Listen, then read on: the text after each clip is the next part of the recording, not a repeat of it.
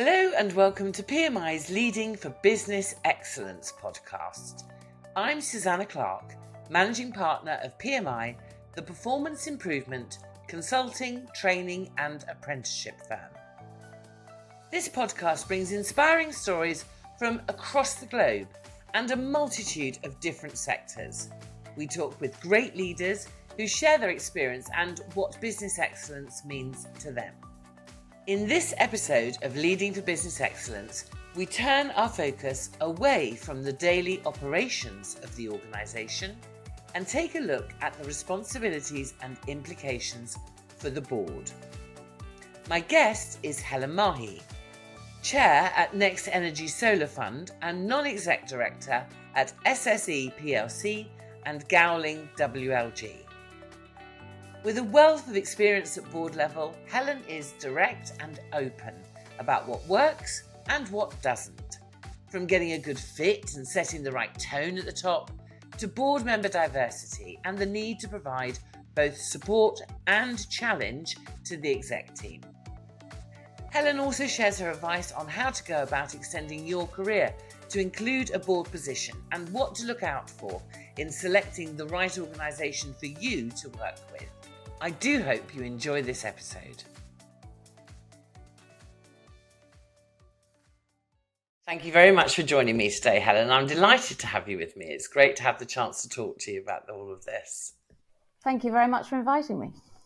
I wondered if you could just start off to introduce yourself to our listeners and tell them a little bit about your history and also what you do these days. Well, starting in the present, I'm chair of NextEnergy Solar Fund, which is a FTSE 350 investment company investing, as it says on the tin, in solar. I'm also on the board of SSE, the big energy company. I'm the senior independent director there, and I also chair the Safety, Sustainability, Health and Environment Advisory Committee. And my third non-executive directorship, I'm on the board of Gowling WLG, the law firm. I've been doing non-exec work now as a sort of plural non-exec for the last 11 plus years. My last executive job, I was company secretary and general counsel of National Grid, which I did for 10 years. I have worked for other organisations in-house, Babcock International. I've also worked in government, and I qualified as a lawyer. I'm a barrister by qualification, although don't ask me to do much law now. I'm way out of date on the law. I'm much more a business person.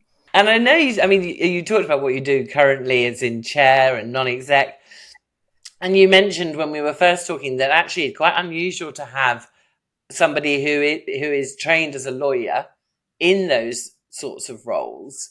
I was interested by that. It hadn't dawned on me before. Yeah, I think it's a bit of a UK phenomenon. I think if you go into Europe or in the US, you will find quite a lot of lawyers on boards. There seems to have been, and I think it's breaking down a little bit now, seems to have been a bit of resistance of putting lawyers on at non-execs, a view that, well, we don't need a lawyer in the boardroom. We've got a general counsel who advises us on the law. But I think if you've been a lawyer, particularly in business, you see such a wide range of issues and business issues that you have quite a breadth and strength of experience. I also think many lawyers and general counsel, as I was, have quite wide portfolios. I mean, I looked after things like risk and compliance, inclusion and diversity. I've dealt with pensions and property and annual reports, all sorts of things. And that, I think, gives you quite a breadth, yes, alongside just being a lawyer. Yes. So there aren't as many lawyers on board as you'd expect. I'm hoping that's changing a little bit, because I really believe lawyers have a great deal to offer in boardrooms. Okay, great. So I wondered if you could start off as well talking a little bit about the role of the chair and the role of the non-exec, in particular by comparison to the normal leadership exec team roles and the role of the CEO, let's say. Yes, well, I think very simplistically, the chair runs the board and the CEO runs the company. Now, that is very simplistic, but to me, it all starts at the top. Tone at the top in business is so important, and therefore how the board operates, the values that it shows, the way it interacts with the executive and indeed people in the company generally is hugely important. You can't expect a company to adhere to particular standards or values if the board doesn't do that. Yes. But I think also the role of the chair is very much to support the chief executive, give him a bit of him or her a bit of air cover on occasions.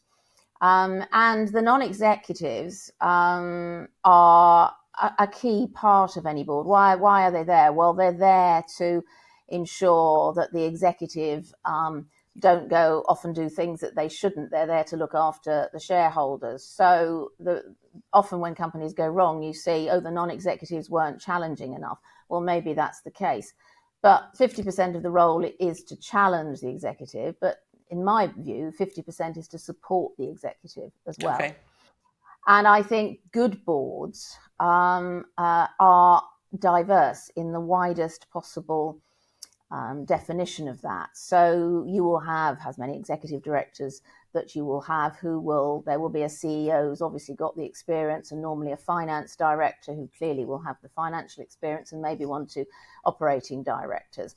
And then however many executives you've got, you need a majority of non-executive directors, excluding the chair who's not counted as an independent non-executive director, the way the rules work. So those non-execs are quite key. I mean, the days of when we had boards full of non-executive directors, all ex-bankers, are long gone. Not that I have anything against accountants or bankers. They're absolutely great in boardrooms. You just don't want every single board member with those qualifications. So I think with the moves that started perhaps 20 years ago to get more women on boards has been great. And clearly the one that started about 10 years ago to get more ethnic minorities on boards, the Parker Review, which I sat on for a few years, has been great as well, because it's brought in a different pool of talent. But it's not just ethnicity or gender, it's background, it's diversity of thought, it's age, it's social mobility, different experiences, different qualifications. So somebody, if you've got a big people business, somebody who's been an HR director can make a really good non-exec. So it's getting a blend of skills, a blend of different thinking, blend of different experiences, which can make a very rich board discussion and also give good support and good challenge to the executive. We talk quite often with actually leaders as well about the concept of working on the system as opposed to working in the system. So working in the system is about sort of making sure the work gets done, and that and often one of the problems with that is that leaders get too involved in that. There may be a call every now and again, but actually they're spending 80%, 90% of their time in and amongst the work that's being done, and they're not spending enough time up above and saying, what's our strategy? What's our direction? What are our goals? How will we know if we're going to be successful? I see the board should be up at that level, and I'm interested in your view on that and what else, or is it not that, and what should it be that they're paying attention to? No, the board taking what I would call the helicopter view, which is looking above it all. Absolutely. I think, though, that boards are very much involved with strategy, looking at the big picture. Completely agree with that. But good boards will have people on them who perhaps know when something isn't quite right in the executive team, so that if the executive are saying something that just doesn't sound right from other experience, or you get a feeling that maybe that isn't quite as it should be, and good board members will interrogate a little bit more and dig down into the weeds and maybe not accept the first answer that they get, but go on. And that's not every time, but I've seen 1 or 2 occasions where thank goodness somebody drilled down, because there was a problem festering and the board needed to do something about it, even though the executive perhaps were trying to smooth it over a bit. So Right. I think that comes a bit from experience, and also passing the smell test on occasions, that you just think that doesn't quite smell right somehow, and therefore a little bit more interrogation is needed. And I mean, one of the great things about when you become a non-exec, as I did, 20 odd years ago, when I actually still had an executive job, is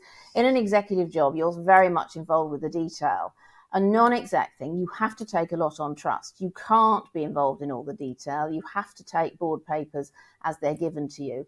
And it's absolutely great, and a real sort of change of mindset, being able to take the helicopter view on something. Yes. And being able to think more strategically and not worrying so much what's happening in the weeds. So it's a different mindset, but actually quite liberating when you start as non-exec work, because it's a different way of thinking. Yes.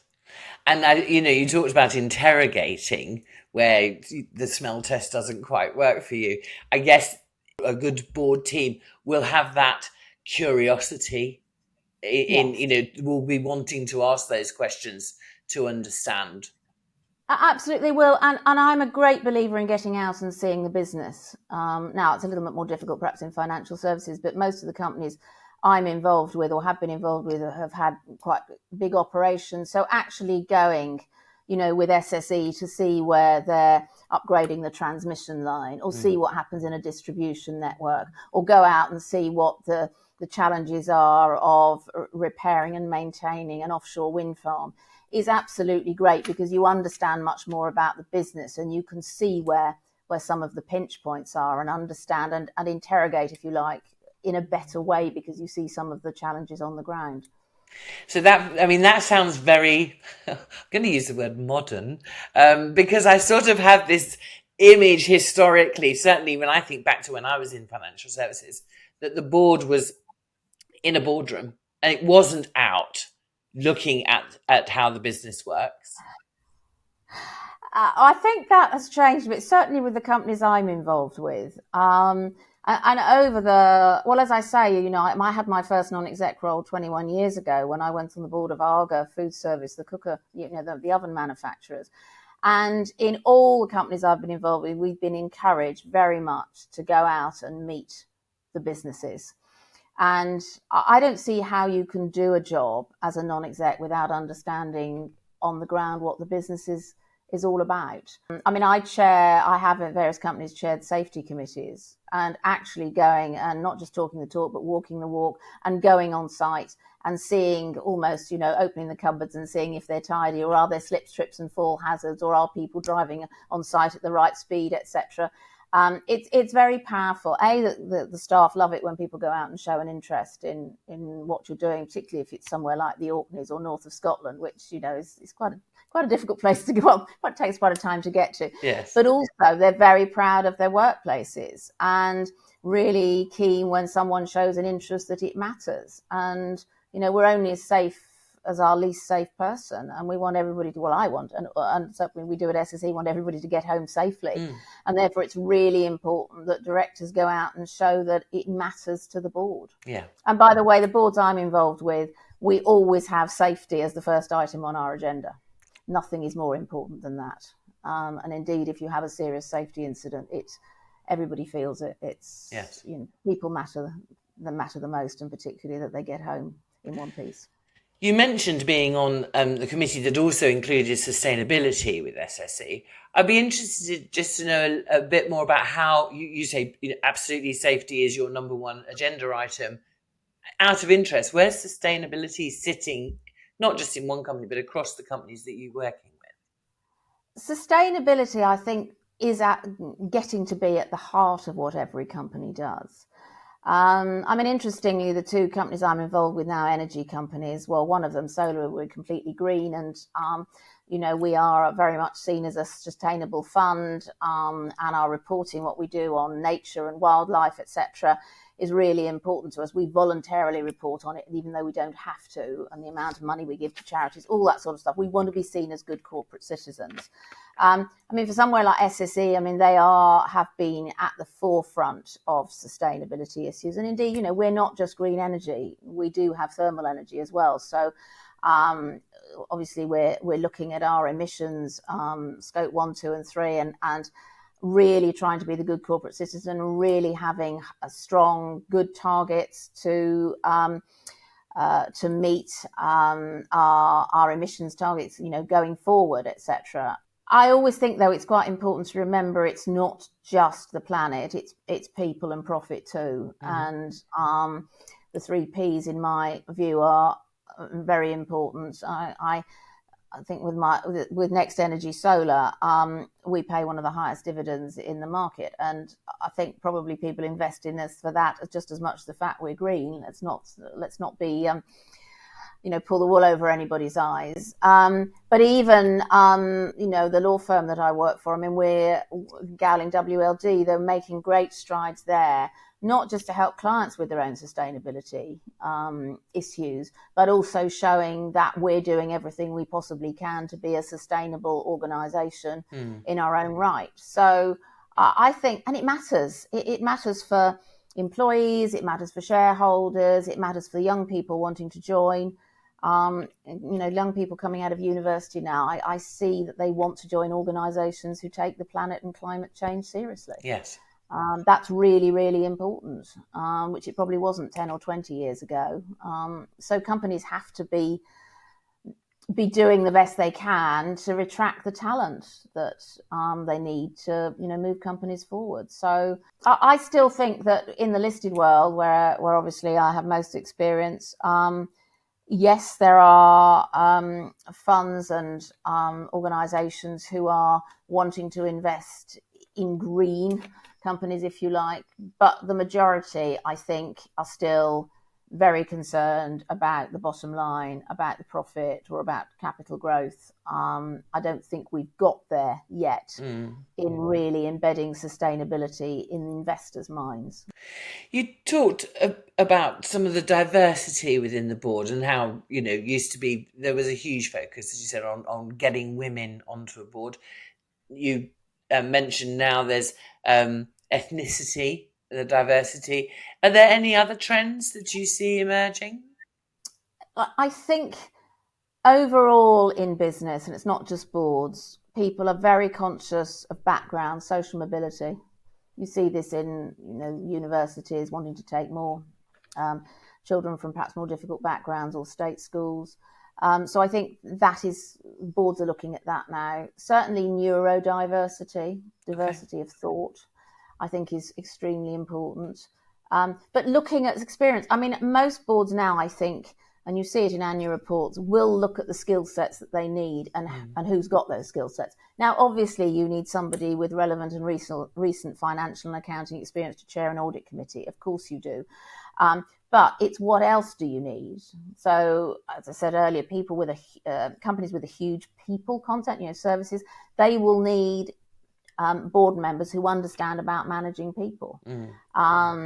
You will need to look at the particular company as to what it does to have the relevant skill sets to challenge the executive and ensure that you've got a blend of experience there. So I think that is boards are looking at that, I think, much more than they ever did in the past. It's certainly not, jobs for the boys or the chairman's friends, etc. No. It's really done through a good external process using headhunters, etc.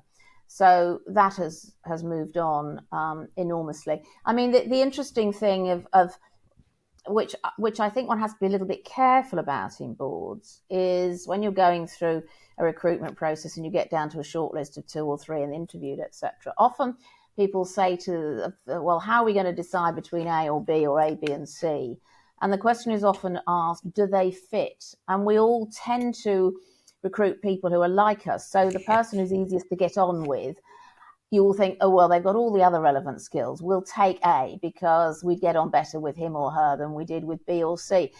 And sometimes that may not be the right decision. Sometimes you need a bit of the grit in the oyster to make a pearl. Sometimes you need people who rub you up slightly when we're coming of a different gender. I don't mean being rude or obstreperous, but just a bit edginess in boardrooms can make better decisions. So I think boards need to be a little bit careful and at the end not getting everybody whom they particularly like and fit, because that can be quite dangerous.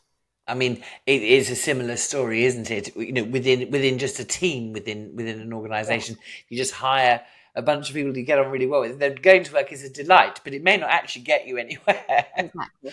So talking about those board dynamics, I wondered if you could just tell us a bit about your experience of the boardroom dynamics and what you see and how you manage some of those. You know, I've been very fortunate in working for some exceptionally good chairs who will aim to get the best out of everybody on the board.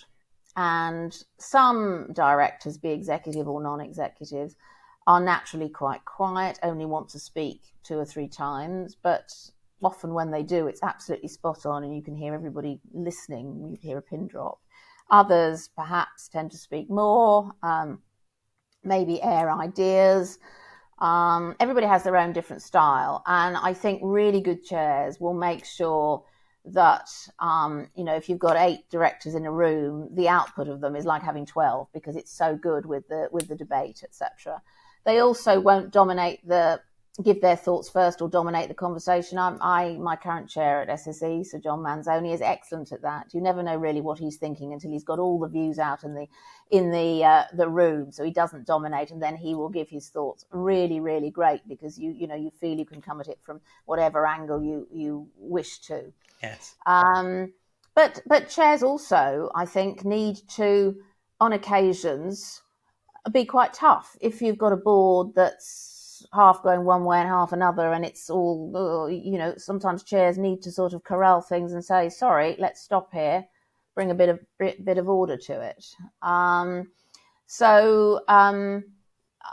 The chair is an extremely important person in the boardroom, and anybody looking to go on board, be it as an executive or a non-executive, I think pay an awful lot of attention to the chair, their style, how they operate, etc. That's really important. I think it's great when you've got board members who think differently and operate in different ways. I personally think it's good when you've got some wild and wacky ideas come in. Yes. Because I think that actually it can sort of force a different style of thinking. Yes. You can't have too many like that, otherwise, board meetings would last an awful long time. I mean, another interesting thing that I think I had when I was an executive is boards tend to, I think, be very logical and very thought-based. And sometimes there is feeling that should be involved. And I can remember one time when I was on the executive of National Grid, we had been looking at a potential deal in the US. And you know what happens, a paper comes forward and you all debate it, and then you ask for more information. So then you get another paper at the next meeting. Well, this had happened 4 or 5 times. And it was almost as if we were putting off doing a decision, as if we couldn't quite get there. And the chief executive at this final meeting said, well, look, we've got to make a decision on this. What do we want to do? And I don't know whether he deliberately asked me first, or I was sitting next to him, I think. So anyway, he went around the room and I said, well, look, from my perspective, there's no legal issue why we can't do it. I haven't heard anything why we shouldn't do it. But I said, I've been at all the discussions, looking at the body language, hearing the debate. I said, I don't think we really want to do this. I think there's a feeling inside all of us here that this isn't the right thing, and we haven't quite articulated it. And the fact we've put it off, it doesn't feel right. Well, that had an amazing debate going because it opened up a completely different discussion. At the end of it, we didn't do it. But actually playing back what I had seen of a different way of thinking on the feeling rather than the thinking thing, actually opened up a different discussion. And sometimes I think that needs to happen. I think boards are sometimes too logical, and you need to just get down to what are our guts saying in this? Even if there's no reason why we shouldn't do it logically or for whatever reason, sometimes there is a wider feeling, and that I think needs to be pulled out on occasions. I can absolutely understand what you mean. That sort of that logic prevails in so many conversations. We look at data. Yes. Data provides us with information that makes us think something is good or bad, etc., has opportunity. But it's making sure that we also add in what's our emotional, our EQ telling us. Exactly. Yeah. Yes. You've worked both for privately owned companies and also listed companies. Any differences that you've noticed between those two? Well, the boards are there to look after shareholder interests and wider stakeholder interests. So, in a listed company, you've got a whole range of shareholders, be it private wealth, be it pension funds, be it fund managers, etc. So that's quite a well-trodden path. I mean, interestingly, working for a law firm, the shareholders there are all the partners. So you have all your shareholders essentially in-house, which has its own challenges as well. And of course, it's regulated by the solicitors' regulation authorities. There's a lot of regulatory requirements. It may not be the Financial Conduct Authority, but it's the solicitors' regulatory authority. What's really interesting is where you get perhaps private families who can decide, as some did sort of 30 years ago before it was fashionable, we are going to invest some of our money in going green. And 30 years ago, that was a real sort of pioneering spirit. Yes. And say, fine, we know we're not going to get a return for 20 years, but we're going to do it because it's the right thing and we think that's going to be right in the future. I think there's much more long-termism when you look at families or private money. They can take a different view. And probably under less scrutiny, etc., because clearly if you've got a lot of shareholders, different shareholders, they're obviously going to want to returns quite quickly. I think one of the slight problems of institutional investors in the listed market here is that they are relatively short-termist. And, they're expecting their dividend to be paid every quarter or half year, or capital growth in the share price. They're not going to wait that long. Private investors can wait longer. I have worked a little bit in private equity. I mean, that's quite interesting because obviously they can take a view on investment, but it's never that long term. They'll want their money in 3, 4, 5 years. Yes.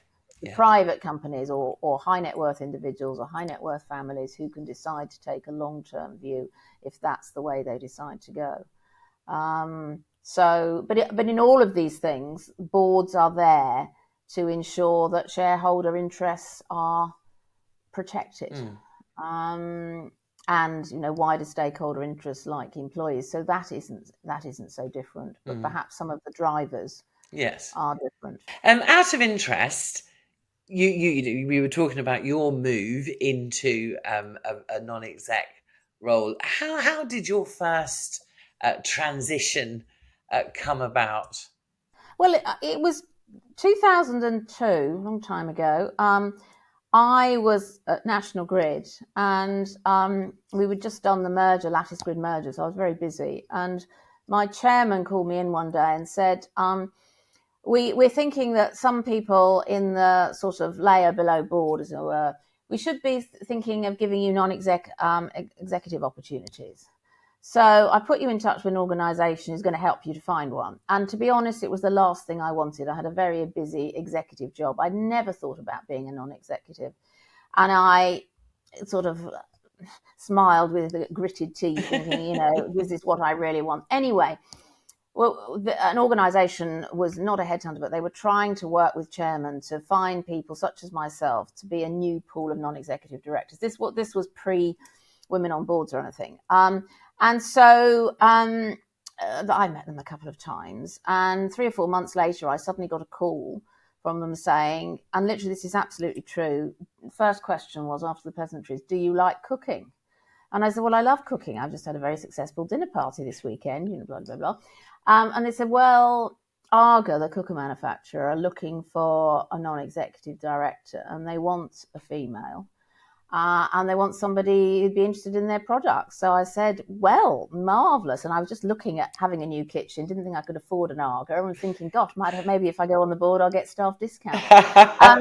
Which wasn't motivation, but I got on the board. I joined in 2003, beginning of 2003. And absolutely loved it. I mean, it was the bottom of the FTSE 350, a relatively small company. The chairman was great and was very supportive of me in my first 2 or 3 meetings as I got my feet under the table.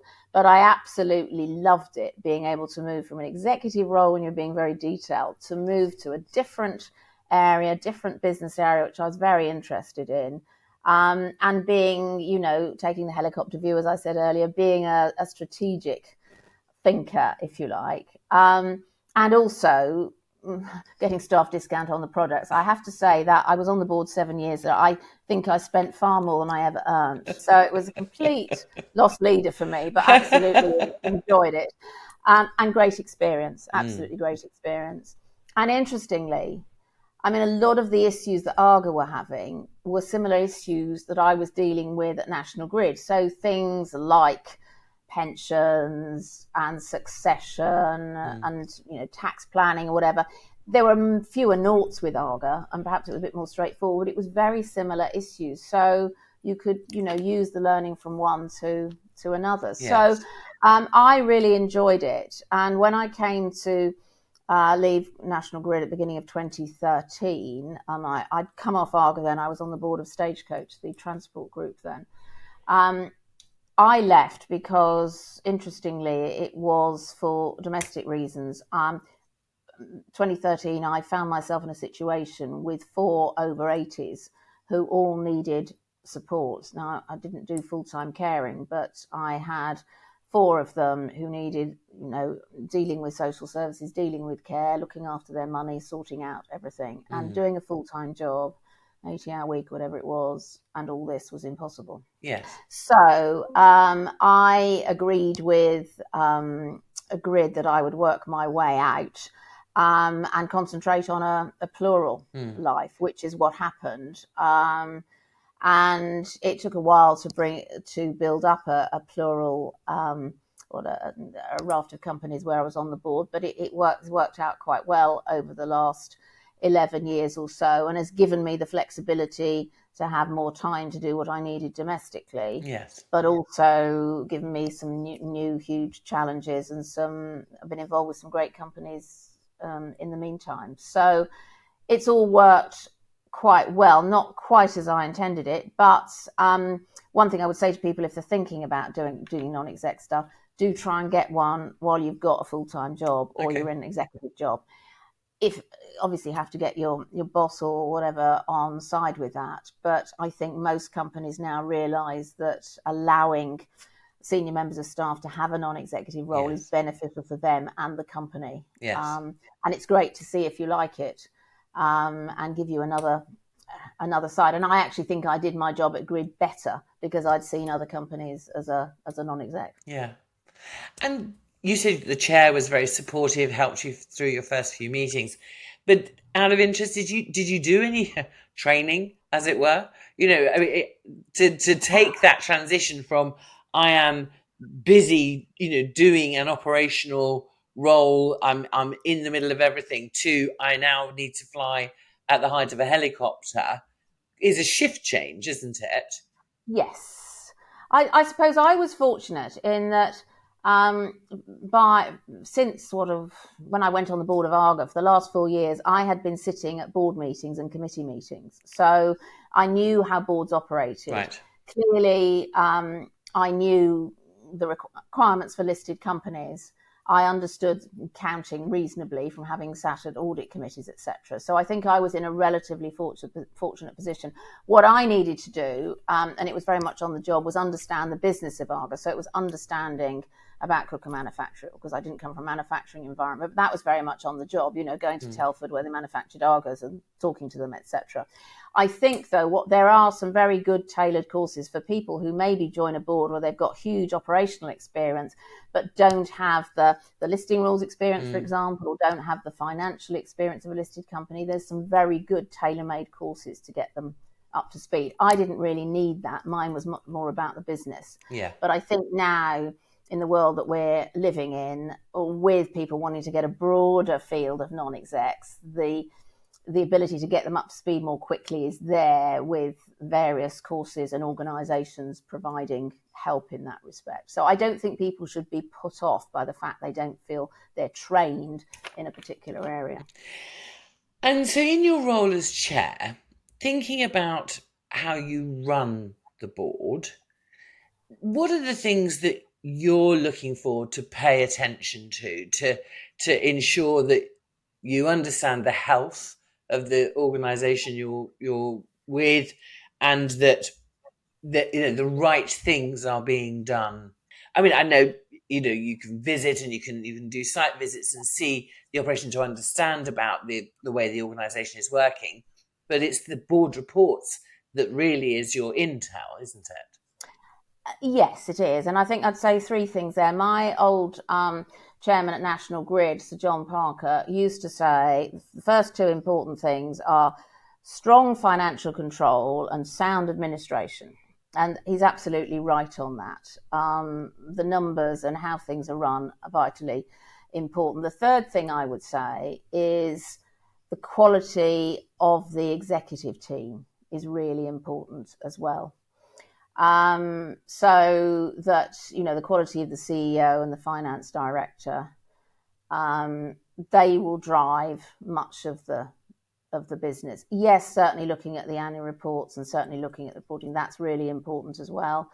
But, if you're looking to go into a company as a non-exec, I would keep those three things in mind, but also talk to the auditors, ask to talk to the legal advisors. That's standard practice now. Companies should have no difficulty with that. And if they do, that's a red flag in my mind, or an alarm bell.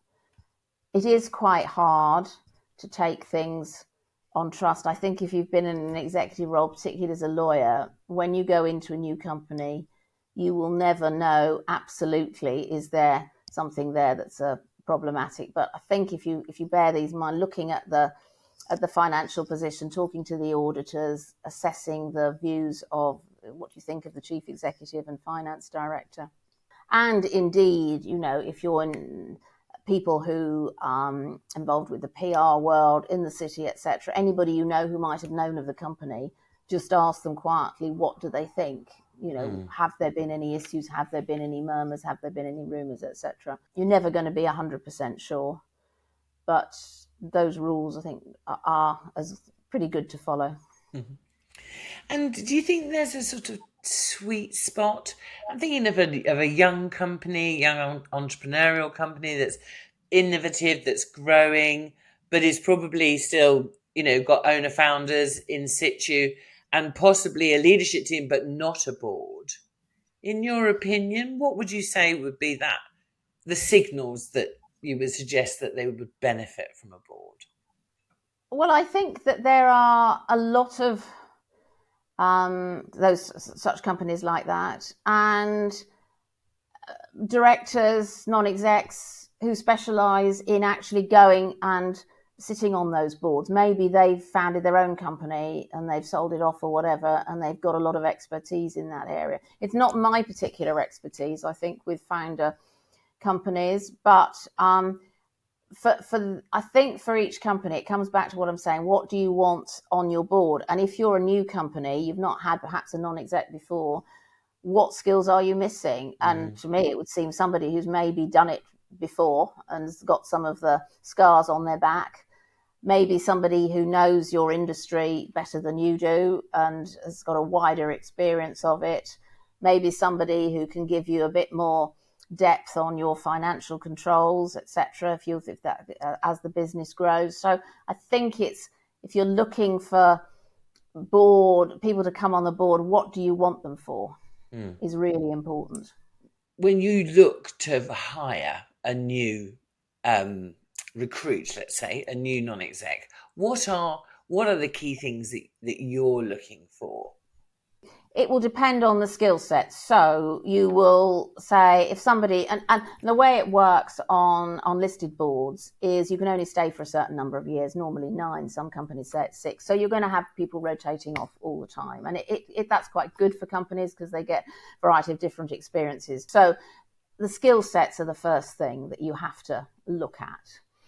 And then after that, it's the diversity angle and what are we missing? Maybe a company's moving into a new area. Well, we could do with a non-exec on that side of things.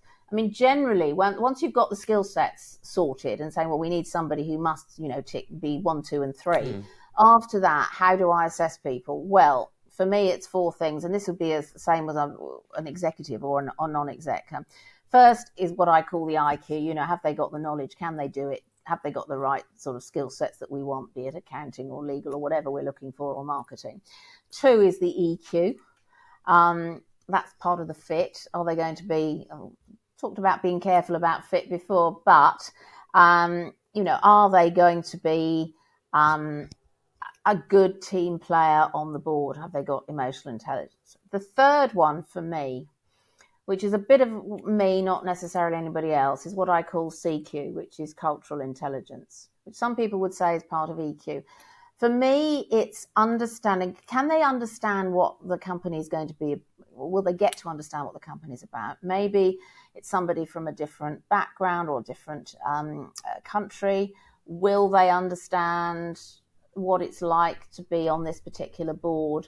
The way I look at it is sometimes you see people going on a board of A company, they're terribly successful, then B company, they're terribly successful, and C company, and they're not. And you wonder why. And I think there's a bit of this, what I call CQ, that you need to be aware of, that have they got that cultural empathy? Yes. That's required. And it's different for every company, and it's quite difficult to pinpoint. And the 4th thing is drive. Have they got oomph? Are they going to get on with it? Are they going to be a sort of proactive person, wanting to do site visits, wanting to sort of talk to people, wanting to do a bit more than just turn up at the board meetings? Yes. So those are my 4 general things once you've covered the skill set requirements. Yes, I like the idea of the drive. I mean, it sounds an obvious one. We're always looking for people with inner drive, aren't we?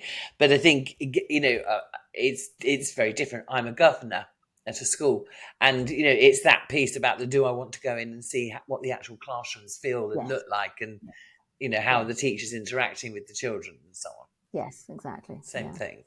But it would be easy just to turn up once a term and just go to a meeting. Yeah. And we haven't really talked about board governance. I'm interested to understand a bit more about your experience of making that successful. Well, for me, governance is an enabler, not a fetterer. That's the way I look at it and sell it. Now, I think in the listed space or in other regulated entities, such as, solicitors' firms, there is no option but to have good governance, because there's so much disclosure on it, and so much potential censure either by regulators or by shareholders if you don't get it right, that we're in a different place now than we were, say, 20 or 30 years ago. Yes. But when people sort of say, oh, well, gosh, all this governance, I look at it that if you've got a good governance team, a good company secretary, good general counsel, or whoever looks after governance in a company, and you can trust them and rely on them, that is something less you don't have to worry about. And they will set the parameters, and business can go off and trade within those parameters or whatever, and they don't have to worry about it. So I think you want to look at governance as a positive thing, not a negative thing. Now, I know some people say that some of the governance rules don't necessarily make sense. So that, for example, as I alluded to earlier, when you've been 9 years on a listed company board, you're ceased to be independent and therefore can't be classed as an independent director. So that sort of rule, you think, is it correct? Well, maybe not necessarily entirely logical, but it's there, we live with it, and it does ensure good rotation of directors on boards on the non-exec side. So generally, I think the governance requirements and standards in the UK are pretty good. We're probably one of the leaders in the world on that, and investors should take comfort in that. And I think directors going on board should take comfort in that too. I think my last question, I'm just interested in your thoughts on if let's say someone like me was thinking about exploring the opportunity to move into a non-exec role, what would your best advice be? How should I go about it? How should I prepare myself for that? Well, I think try and do one while you've got an executive role. That's great, because that's really good start. One shouldn't underestimate, though, how many people are already doing non-executive roles and don't realise it.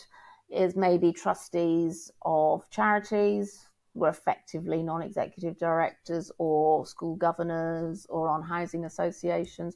And again, that's another good way to start. I think also decide, if you want to be a non-exec, what sort of industry do you want to go into? I was incredibly lucky getting a retail in Arga as my first one, because it was in my sweet spot, because I enjoyed using the product. Yes.